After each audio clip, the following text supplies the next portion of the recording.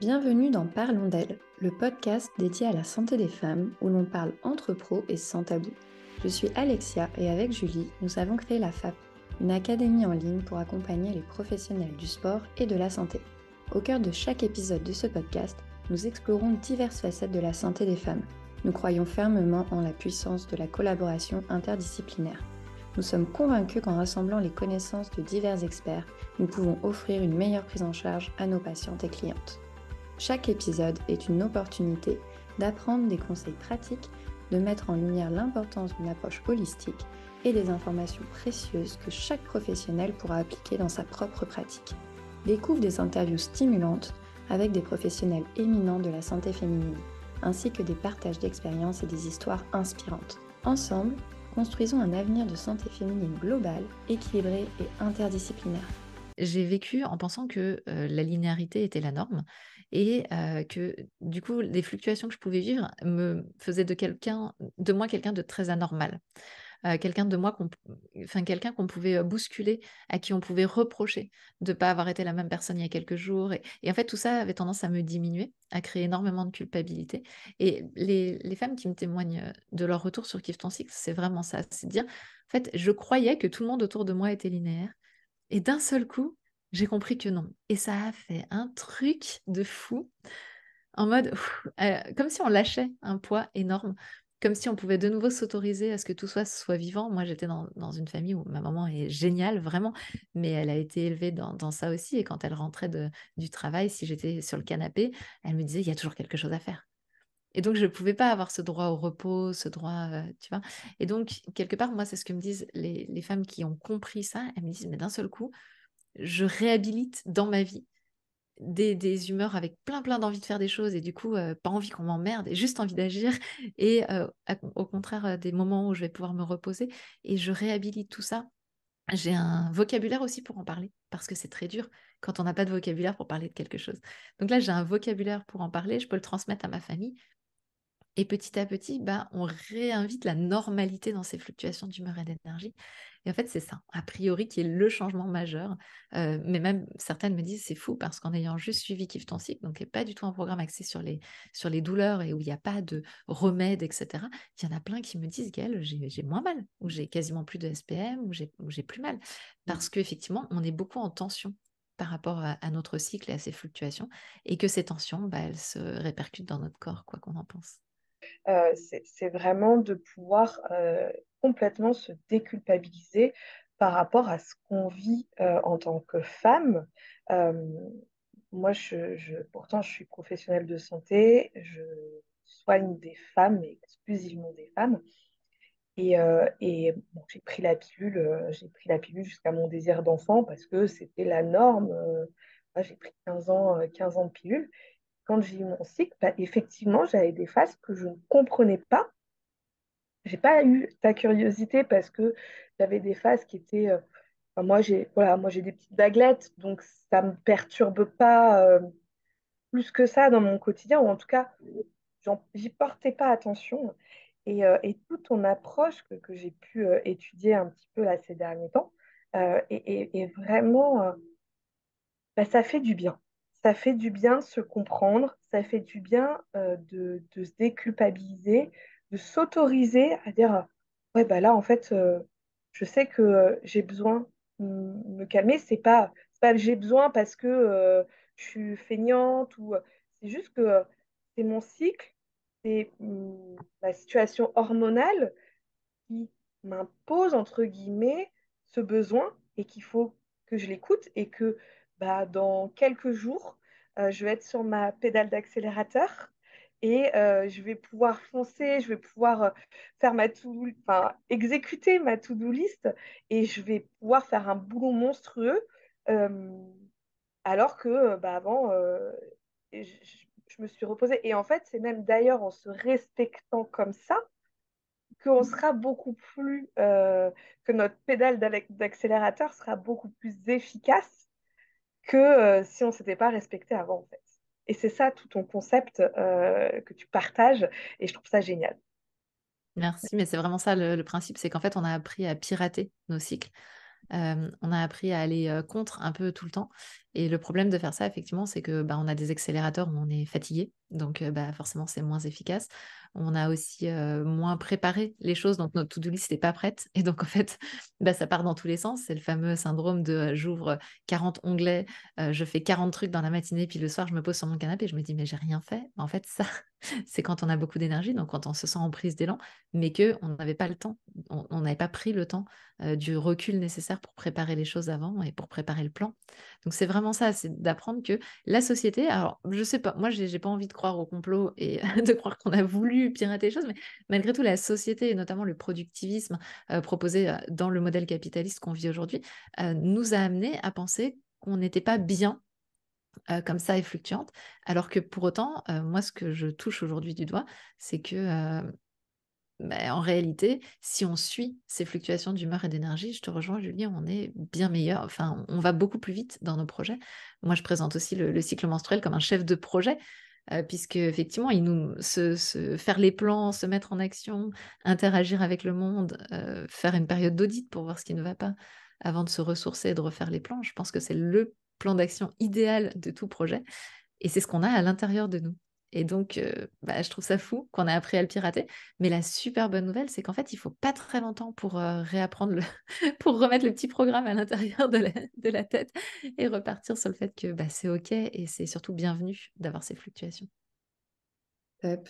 Et tu as développé récemment, du coup, toute la partie ambassadrice. Parce que, voilà, en tant que professionnel de la santé, on peut avoir voilà, quelques connaissances, mais on peut vite arriver aussi à court. Et tu as développé tout un réseau de personnes qui sont formées et qui peuvent justement faire ce travail de sensibilisation. Et comment est-ce que, justement, on peut savoir s'il y a des personnes autour de nous qui sont ambassadrices, avec qui on pourrait justement organiser des échanges de la sensibilisation avec nos propres communautés, nos patientes, nos clientes? Donc, il y a un réseau d'une centaine d'ambassadrices là actuellement, et on en forme chaque année, donc d'autres vont arriver encore. Sur le site internet kiffetoncycle.fr, il y a une zone sur les ateliers en région. Et donc, avec la carte des ambassadrices, il ne faut pas hésiter à les solliciter. Ce n'est pas parce qu'elles n'ont pas mis d'atelier présentement sur leur quartier. Parce qu'en fait, il faut savoir qu'on ne met sur cette carte-là que les ateliers qui sont destinés au public. Mais par exemple, si je fais un atelier dans un établissement scolaire, je ne le mets pas sur la carte. Et donc, en fait, il y a peut-être plein d'actions qui se passent à côté de chez vous et dont vous n'êtes pas informé parce que c'est juste pas des actions ouvertes au public. Mais pour le coup, ça vaut vraiment la peine d'aller contacter les ambassadrices qui sont dans votre région, les repérer sur la carte et puis tout simplement, il y a leurs coordonnées sur la carte, les contacter. Effectivement, elles se sont formées avec nous pour pouvoir transmettre ces informations-là de façon ludique, joyeuse. Elles ont appris à faire des ateliers. Le but, c'est qu'on s'amuse un petit peu. Enfin, les cours de biologie, on l'a vu, ça marche pas. Donc, comment on fait pour remettre du ludique là-dedans? Et elles sont très formées à s'adapter aux différents publics. Donc, Top, trop bien. Et par rapport à ton parcours, toi, qui est plus personnel, par rapport à ce que tu as vécu en PMA, qu'est-ce que tu nous donnerais comme conseil? Tu parlais donc tout à l'heure déjà de poser la question, le côté communication, le côté écoute. Est-ce que tu as d'autres choses sur lesquelles tu peux nous alerter ou voilà, sur lesquelles on peut porter plus d'attention quand on accompagne des femmes, donc soit qui ont voilà, des cycles difficiles, ça peut être de l'endométriose, mais ça peut aussi être des femmes qui sont en parcours de PMA. Est-ce que voilà, tu aurais des conseils à nous donner pour pouvoir au mieux les accompagner? on est presque sur le même niveau, même si ça m'embête de les mettre en parallèle, mais pour autant que de toutes les violences sexistes et sexuelles que peuvent subir les femmes, c'est qu'à un moment, il y a une telle mésécoute sur les problématiques liées avec le cycle que déjà de leur dire je te crois peut être hyper énorme pour elles. Parce que quand elles vont dans un cabinet médical, bien souvent on a oui, oh, c'est normal de souffrir des règles, c'est normal d'avoir un peu mal. Ouais, ouais. Elles sont sous antadis à se tordre de douleur, à tomber dans les pommes certaines de douleur, à vomir tous les mois et tout. Non, en fait, non, c'est pas normal. Déjà, c'est pas normal d'avoir conscience que c'est pas normal et de pouvoir leur dire que c'est pas normal. Il n'est pas normal de souffrir ni de syndrome prémenstruel, ni de douleur de règles. Le syndrome prémenstruel, c'est un déséquilibre hormonal qui peut être tout à fait régulé. Nous, on a fait un programme sur le sujet qui s'appelle Kiffe ton syndrome prémenstruel, où les femmes qui le suivent nous disent à la fin, mince, du coup, je sais plus quand est-ce que mes règles arrivent parce que je vois plus rien. Mais c'est ça la réalité, c'est que c'est un déséquilibre entre oestrogène et progestérone qui n'est pas normal et on l'a normalisé dans notre société. Et ça veut dire qu'on a 80% des personnes menstruées qui vivent tous les mois un truc qu'elles ne devraient pas vivre. Donc déjà, peut-être d'informer sur le fait qu'il n'est pas normal, de dire je te crois, de ne pas invalider ou diminuer la parole des femmes. Quand une femme dit « je me tords de douleur », je vous assure que c'est pas j'essaye de me faire plaindre. Vraiment pas, quoi. Donc, dire les choses de façon, enfin, accueillir la parole, pouvoir l'écouter. Bien souvent, on ne se sent pas écouté, on ne peut pas poser les choses. Et, et peut-être juste, voilà, redire qu'il n'est pas normal de souffrir, soutenir les personnes qui sont en recherche et qui sont en errance de diagnostic, hein. Je rappelle que pour l'endométriose, on est encore sur une errance moyenne de 7 ans. Je dis moyenne parce que nous, quand on fait des sondages, on est plus à 9 ans. Donc, donc ça veut dire errance entre le jour où j'ai commencé à en parler à un médecin et le jour où il y a un diagnostic de 7 ans. C'est énorme. Donc ça veut dire qu'il y a pas mal de personnes qui aujourd'hui sont dans la nature sans aucun diagnostic, à qui on dit, bah écoutez, non, je vois rien. Et qui n'ont pas de solution. Donc ça, c'est complètement fou. Pour les kinés, j'ai envie de dire, bah, formez-vous parce que vous avez vraiment, pour ceux qui ne le sont pas encore, kinés, ostéopathes, des capacités avec vos moyens d'action, de bouger au niveau de vérifier que tout est bien mobile au niveau de l'utérus. On sait qu'il y a des petits miracles qui sont faits, notamment par les ostéopathes. Donc peut-être, voilà, renseignez-vous sur ce qui peut être fait dans vos différentes professions, en fait, pour soulager les personnes de ce qu'elles peuvent vivre. Et puis, la dernière chose, j'ai envie de dire, c'est que vous puissiez peut-être, maintenant que vous m'avez écouté, faire en sorte d'avoir un réseau autour de vous de personnes chez qui vous pouvez envoyer les personnes, peut-être parler autour de vous de praticiens ou de différents professionnels de santé, j'avais plus le terme, qui pourraient être des ressources pour vos clientes ou pour vos patientes. Je pense à des sages-femmes, je pense à tout ça, et de créer un petit réseau. Vous pouvez parler de ça, ou peut-être, je ne sais pas, je vais dire une bêtise, mais vous prenez mon livre et vous le lisez ensemble, ou j'en sais rien, de façon à ce que derrière, il y ait aussi des réseaux informels qui se créent de personnes qui puissent soutenir les personnes. Puis la dernière chose, j'ai envie de dire, si dans votre cabinet, quelle que soit votre profession, vous avez quelqu'un qui vous dit, bah, aujourd'hui, il n'y a pas d'essence dans le moteur, ou aujourd'hui, je fais tout de travers, aujourd'hui, tout est nul, ou des choses comme ça, eh bien, plutôt que d'essayer de balayer ça du revers de la main, d'essayer d'accompagner ce mouvement-là en ayant conscience qu'on a la plupart du temps juste besoin d'être accueilli comme on est, le jour où on l'est, et d'être cru. Il n'y a rien de pire que d'avoir encore une fois quelqu'un qui se dit oui, bon, j'entends, mais en vrai, je vais pousser cette personne-là à fond. Je dis pas qu'il faut pas pousser, je dis pas qu'il faut pas y aller, mais je dis juste que être cru et redonner la puissance aux personnes que vous accompagnez, ça va augmenter la confiance avec vous, et ça va éviter justement ces petits moments où on dit des bêtises ou des choses comme ça, pour essayer de passer à travers certains exercices. Ce que je veux dire, c'est que vraiment, enfin, créer une confiance à toute épreuve où la personne peut vous dire aujourd'hui je me sens dans cet état-là, mais je me sens de faire ça, c'est à mon avis le Graal absolu. Et c'est ce que je vis par exemple moi avec mon coach sportif, et je peux vous dire que ça fait du bien parce que je sais que je peux absolument tout dire et que je serai entendue. Pour autant, ça ne veut pas dire qu'il ne va pas m'imposer ou m'obliger, enfin pas m'obliger, mais qu'il ne va pas me pousser à aller plus sur certains trucs, hein, parce qu'il a son plan, mais je me sens crue, entendue et écoutée. On dit juste sur une petite notion, parce qu'on parle un petit peu là de la position et de la posture du professionnel de santé. Il y a des choses, moi, que j'ai remarquées et que maintenant je comprends beaucoup mieux.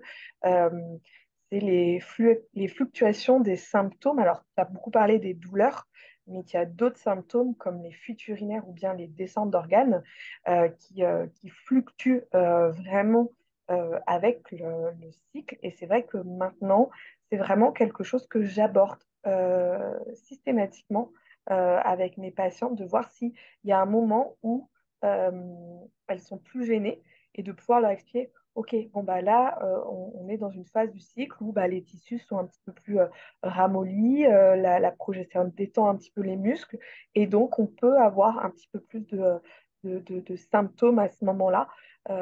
Et en fait, de leur expliquer ce qui se passe, bah, en fait, elles accueillent souvent un petit peu mieux la problématique, parce qu'elles savent que ok, c'est pas souvent dans la descente d'organes qui fait extrêmement peur.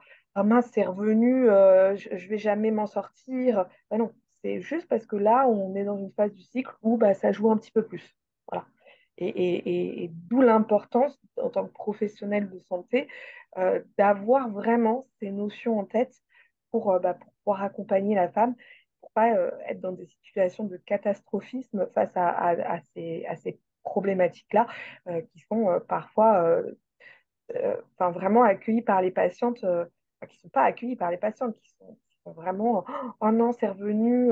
Moi, j'en ai eu au début, quand vraiment, je ne portais pas du tout attention à ce système-là. C'est revenu.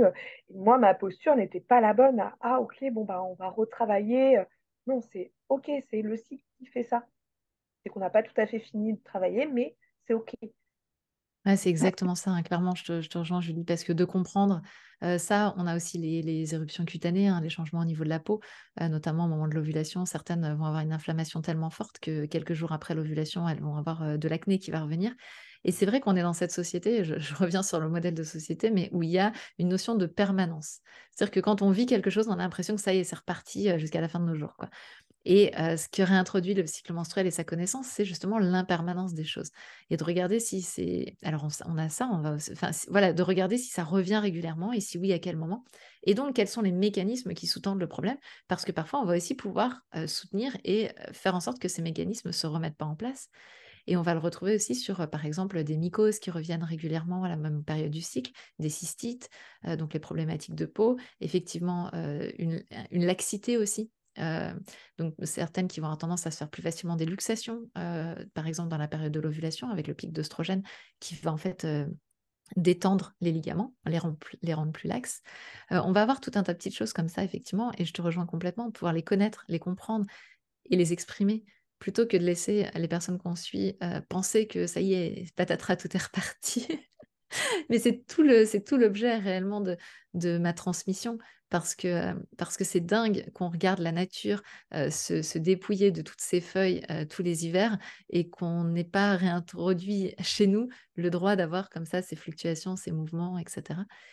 Et c'est vraiment intéressant d'aller comprendre, comme je disais, est-ce que c'est l'inflammation? Est-ce que c'est trop de progestérone? Est-ce que c'est pas assez de progestérone? Enfin, d'essayer d'aller comprendre quelles sont les problématiques qui sous-tendent le fait que ça se réveille. Par exemple, je vais donner un exemple tout bête. Moi, je sais que dans les périodes où je suis très fatiguée, je vais avoir l'herpès labial qui va se réveiller dans ma période prémenstruelle. Pourquoi?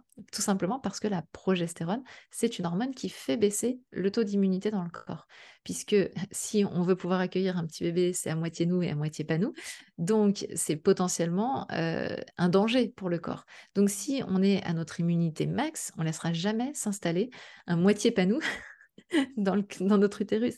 Donc, en fait, le corps est super bien fait, il va faire baisser notre immunité. Et donc, cette baisse d'immunité vient avec parfois des personnes qui vont avoir des sensations de grippe systématiques au moment de leurs règles, ou des gens comme moi qui vont avoir l'herpès labial qui va se réveiller ou des choses comme ça. Et c'est super intéressant de le comprendre, parce qu'une fois que j'ai compris ça, déjà, je me dis, bon, ok, c'est mon corps qui s'adapte déjà. Et puis, je peux aussi faire un petit peu de prévention, éviter de me mettre au soleil sans protection dans les jours qui précèdent, essayer, enfin voilà, et finalement trouver des adaptations qui font que je ne vis plus cette problématique-là. Puis alors, ce qui est génial, c'est que le corps est magique. Par exemple, dans cette période prémenstruelle, on va avoir tendance à faire le ménage. Pourquoi? Tout simplement parce qu'on est devenu des détecteurs à tout ce qui ressemble à un virus, une bactérie ou un champignon. Et en fait, même ça, aujourd'hui, on n'a pas appris à surfer sur ce truc-là. Moi, aujourd'hui, quand je sens que l'envie de ménage monte, j'y vais à fond. Et comme dirait mon conjoint, je deviens la tornade blanche. Mais ça, c'est fait parce que justement, j'ai mon immunité qui baisse. Donc, ce qui est intéressant, c'est qu'une fois qu'on comprend ces mécanismes-là, déjà, on les réintègre, ils sont à moi, je ne les subis pas, je ne suis pas dépassée par le truc. Je peux choisir de faire le ménage ou de pas le faire. Je suis pas, je peux rigoler de moi qui voudrait vraiment le faire, mais qui est en retard pour emmener ma fille à l'école. Donc non, je vais pas le faire. Et donc, je peux rigoler de tout ça. En fait, c'est ça, c'est qu'une fois que je les comprends, je remets de l'autodérision dedans. Et si vous êtes professionnel de santé qui accompagnez les femmes sur ces sujets-là, aidez-les à comprendre ce qu'il se passe. Nous, les femmes, elles viennent en message privé, elles viennent par email nous envoyer des messages juste pour comprendre. Et nous, on a fait un blog avec tout un tas d'informations. Donc, en général, on les renvoie sur le blog et elles nous disent, mais c'est un truc de fou. Maintenant que j'ai compris, soit le problème se pose plus, soit il y a plein de trucs qui reviennent pas parce que juste, j'ai compris. Et j'ai arrêté de lutter contre moi, j'ai arrêté de me détester à chaque fois que ça arrive, et j'ai mis en place des solutions pour éviter que ça ne se reproduise. Tu parles de ton exemple, effectivement. Alors moi, j'ai découvert un truc justement avec le cycle il y a quelques mois. C'est que moi, j'avais une journée où, genre, mes allergies de printemps, l'enfer. Mais vraiment l'enfer. Et après, ça partait. Et puis une fois, deux fois, trois fois, je me suis dit, c'est bizarre quand même. C'est une journée. Je me dis, bah, c'est peut-être le cycle. Puis bah, je me suis renseignée. Et effectivement, le pic d'œstrogène est un activateur d'histamine. Et du coup, bah, j'ai mon pic d'allergie sur ma phase ovulaire. Alors, ce qui est super pratique parce que du coup, au printemps, je sais exactement ma phase ovulatoire. C'est vraiment, j'ai une journée, je suis, voilà, je suis au bout de ma vie, une journée. Et après, ça repart, nickel. Et ben en fait, de comprendre ce qui se passe, bah, c'est super cool en fait. On l'accueille vachement mieux. Mais c'est évident, moi, c'est ce que me disent les clientes en permanence. C'est qu'une fois que j'ai compris, je me vois râler contre mon conjoint, je me mets à éclater de rire en plein milieu de la conversation. Je dis attends, stop, je suis dans le tube, on va peut-être s'arrêter là. Enfin voilà, mes clientes me disent vraiment, on remet de la compréhension et de l'autodérision parce que jusque-là, on croyait qu'on était dépassé par le truc et puis d'un seul coup, non, en fait, j'ai du pouvoir aussi et je peux me remettre là-dedans. Et ce qui est aussi super important pour vous qui accompagnez des femmes, il y a un tabou qui est encore plus important que le tabou des règles et je voudrais le poser ici, c'est le tabou de l'aménorrhée. Parce que les personnes qui n'ont pas de cycle sont dans un silence total. Je l'ai vécu. Pourquoi on est dans ce silence-là? Un, on est persuadé de ne plus être forcément une personne entière. Parce que finalement, on parle autour de moi de toutes les personnes qui ont leur cycle. Moi, j'en ai pas. Je suis qui, moi, là-dedans? Donc, il y a déjà ça. Ensuite, il y a la deuxième chose qui est la peur qu'on m'annonce que je suis stérile. Moi, en l'occurrence, je l'ai vécu, j'avais 25 ans. J'avais pas forcément envie d'avoir ce retour-là de réponse. Et donc, en fait, là, c'est un tabou total. Et ce qui serait intéressant, c'est de réinformer le fait que le cycle, il fonctionne comme un lanceur d'alerte. C'est-à-dire que le lanceur d'alerte, il va nous dire, il va révéler s'il y a des problématiques dans mon corps. Qu'est-ce qui fait qu'on a en aménorrhée? C'est juste que le corps, il n'est pas en état de se projeter dans l'idée d'une grossesse. Je le dis avec mes mots, hein, c'est de l'anthropomorphisme, parce que je pense pas que les cellules pensent comme ça, mais pour autant, c'est ça, c'est comme ça que je ferai le résumé. Et donc, il n'est pas en état. Pourquoi? Peut-être parce que les apports énergétiques sont pas suffisants, peut-être parce que il est trop inflammé, et qu'une maladie comme le syndrome des ovaires polykystiques, c'est le cas, hein, c'est une inflammation de bas grade permanente qui crée l'impossibilité de l'ovulation. Et donc, il faut aller creuser et j'ai envie de vous dire, essayer de choper les personnes qui sont en aménorrhée. Il y en a beaucoup.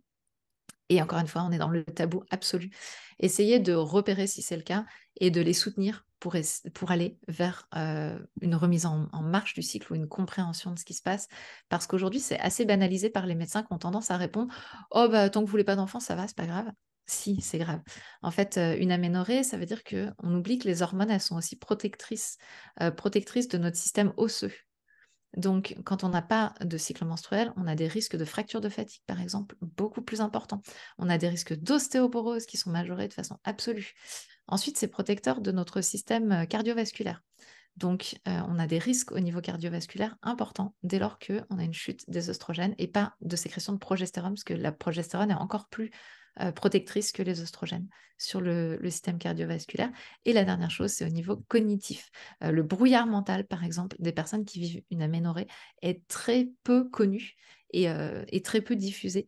Mais pour autant, les personnes qui retrouvent un cycle après une aménorrhée disent mais c'est un truc de fou, j'ai l'impression qu'il y a un brouillard qui s'est levé de devant mes yeux et que je vois le monde de façon beaucoup plus claire parce que les oestrogènes et la progestérone ont aussi une action sur notre système cognitif. Donc voilà, j'ai envie de le poser là parce que ça fait partie des choses que vous accompagnez des femmes et ça fait vraiment partie des tabous un peu ultimes où parfois il faut aller chercher les personnes dans leur retranchement. Moi, ça m'arrive souvent qu'après avoir présenté mon métier, etc., en fin de soirée au vestiaire, il y a une femme qui vient de me choper en me disant excuse-moi Gaëlle, t'as parlé de cycle toute la soirée, c'est super intéressant, mais moi le mien, j'en ai plus et je sais pas quoi faire et je suis pas accompagnée. Et donc voilà, c'est pour vous dire, ça se dit au vestiaire et ça se dit pas à table devant tout le monde. Donc je pense que c'est important que vous l'ayez. Mais du coup, Gaëlle, c'est bien de repérer celles qui sont en aménorrhée, mais qu'est-ce qu'on peut faire? Vers qui on les oriente? Qu'est-ce qu'on leur donne comme conseil? Est-ce qu'on commence, nous, à chercher un petit peu la problématique? Alors, il y a Ça dépend du des métier. pathologies, voilà, il y a des pathologies, il y a de la dépression, il y a des excès de sport, des manques alimentaires, des choses comme ça. Vers qui on oriente Alors, si vous n'êtes pas médecin, de toute manière, surtout ne commencez pas à faire du diagnostic sauvage. Je vais donner l'exemple pour ma part. Moi, j'étais à l'époque fine et atteinte du syndrome des ovaires polykystiques. Et donc, en fait, le premier diagnostic était antagoniste, c'est-à-dire mon premier diagnostic était aménorrhée hypothalamique, dont la façon de le résoudre est exactement l'inverse de ce qu'on fait quand on a un syndrome des ovaires polykystiques. Donc, il y a un vrai risque à poser. Déjà, vous n'avez pas à poser le diagnostic si vous n'êtes pas médecin, qu'on se le dise très clairement. Je veux dire, même moi, je me tente jamais de le faire, alors que j'ai plutôt de bonnes connaissances, mais je ne le ferai pas. Donc, surtout, envoyez vers des médecins. Mais par contre, j'ai envie de dire, soutenez les personnes que vous accompagnez dans le fait que ça ne va pas être facile, que peut-être que les médecins, les premiers médecins n'écouteront pas. Peut-être qu'il va falloir creuser un peu plus.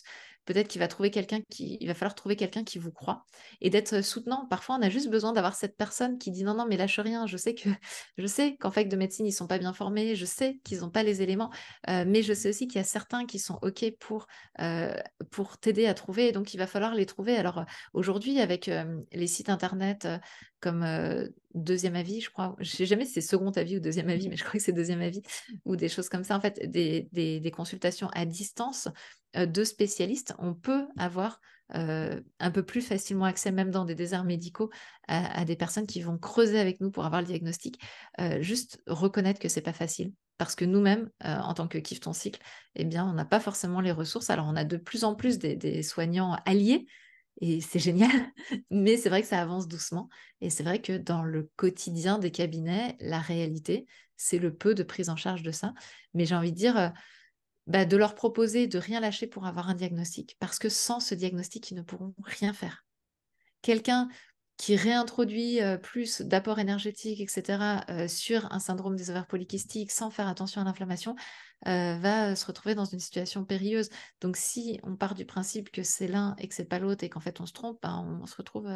Donc, j'ai envie de dire, avoir un diagnostic et rien lâcher pour ça. Et deuxième chose, une fois qu'on a le diagnostic, pour le coup, de ne pas hésiter à aller voir les propositions alternatives de spécialistes. Aujourd'hui, on a une chance inouïe avec l'accès à Internet d'avoir des spécialistes d'à peu près tous les sujets. Et il y a des spécialistes que vous retrouvez notamment sur Instagram, mais pas que. Creusez un peu pour savoir qui ils sont. Mais il y en a qui font vraiment bien les choses. N'hésitez pas à nous contacter, nous on les connaît. On essaye de. Mais voilà, il y a des spécialistes de l'aménorrhée hypothalamique, il y a des spécialistes du syndrome des ovaires polykystiques, il y a des spécialistes de. Et donc, une fois qu'on a le diagnostic, là, j'ai envie de dire, va falloir prendre le taureau par les cornes, se former, peut-être aller lire des livres, comprendre ce qui se passe, parce que pour moi, la clé, c'est de comprendre. Nous, on a fait un sommet entier, par exemple, sur l'endométriose. On en avait fait un entier sur le désir d'enfant. En fait, c'est d'aller croiser les points de vue, les regards, etc. De ne pas se jeter, par contre, sur les premiers conseils de manger des graines, de machin. Vraiment, c'est plus complexe que ça. Il faut savoir que tout ce qui touche au cycle menstruel est dans l'immense majorité des cas, chronique.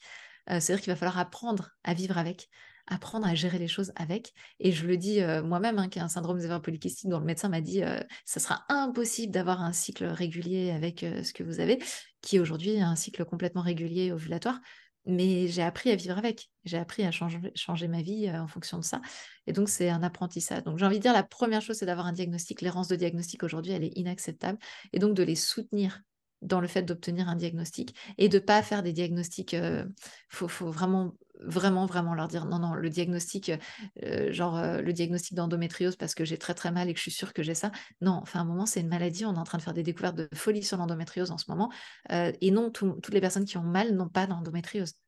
Et en plus, il y a d'autres problématiques, notamment des problématiques de circulation veineuse, etc., qui peuvent générer ces douleurs de règles, et qui, si on a auto-diagnostiqué l'endométriose et qu'on se met à plus manger de gluten, je dis ça parce que je le vois beaucoup autour de moi, les gens qui mangent plus rien, donc plus de gluten, plus de produits laitiers, plus de machin, etc., et qui, en fait, ont auto-diagnostiqué un truc, et en fait, ils ont juste un problème de retour veineux, et c'était absolument pas à ce niveau-là qu'il fallait aller gérer.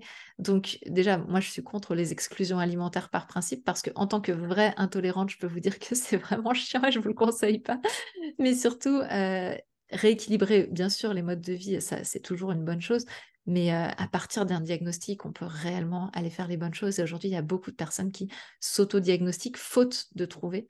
Et c'est là où, en tant que praticien relais, eh bien, vous avez une responsabilité peut-être qui est de dire, je soutiens la personne que j'accompagne pour qu'elle trouve réellement quelqu'un qui va faire ce diagnostic. La formation des professionnels de santé aujourd'hui, médecins et sages-femmes, s'ils n'ont pas fait de formation continue par eux-mêmes, s'ils n'ont pas continué à se former, le processus, on pourrait échanger régulièrement avec des médecins, le peu d'heures consacrées aux problématiques liées au cycle menstruel, même chez les gynécologues, c'est ça qui est fou. Parce qu'en fait, ils sont tellement formés à toutes les maladies et on les remercie d'être capables d'accompagner ça. On ne va pas dire le contraire, hein, clairement. Mais pour autant, ils sont très peu formés à tout ce qui est chronique, c'est-à-dire qu'ils sont très bien formés à tout ce qui est un pic très chaud d'une maladie qu'il va falloir régler vite parce qu'on met en danger la vie, etc. Mais ils sont très peu formés aux maladies chroniques aujourd'hui. Et je te rejoins, Julie, des erreurs de diagnostic, il y en a encore très, très régulièrement. Nous, on est un peu... je suis très inconfortable, moi, à Kiffe ton cycle, parce que parfois, on les voit passer, comme toi. On voit des choses où les personnes nous disent des trucs et on dit, ben, peut-être que ça serait intéressant de recreuser ce truc-là.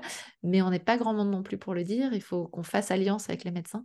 Les médecins commencent à se former, hein. Il y a un parcours qui a été créé là par Mosba Rabab pour les médecins, spécifiquement. Elle est médecin, elle les forme à ça.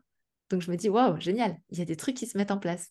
Mais je te rejoins, Alexa, soyons optimistes parce que c'est ce qui permet de changer le monde. Parce qu'on mettra bien sûr tous les liens disponibles avec ce podcast de façon à ce que justement les personnes puissent aller sur le site et éventuellement contacter les ambassadrices, vous contacter directement en fonction des régions. Si on est à la recherche de réseaux, justement, je pense que ça peut aider beaucoup de monde juste d'avoir déjà des premiers contacts, des personnes vers qui rediriger. Enfin, c'est énorme parce que souvent, c'est ça le problème, c'est qu'on manque de contacts et de réseaux. Donc, merci infiniment. Et puis, j'espère aussi que tout ce que tu as pu partager va aider les personnes qui découvrent un petit peu cet univers, d'avoir beaucoup plus d'outils déjà et d'avoir, grâce à ta métaphore sur le surf, d'avoir aussi mieux compris tous les enjeux qu'il y a derrière et l'importance de tout ce que tu nous as partagé aujourd'hui. C'est terminé pour l'épisode du jour. On espère qu'il t'a plu. N'hésite pas à nous laisser un commentaire ou à le noter. Et on te donne rendez-vous la semaine prochaine pour un nouvel épisode.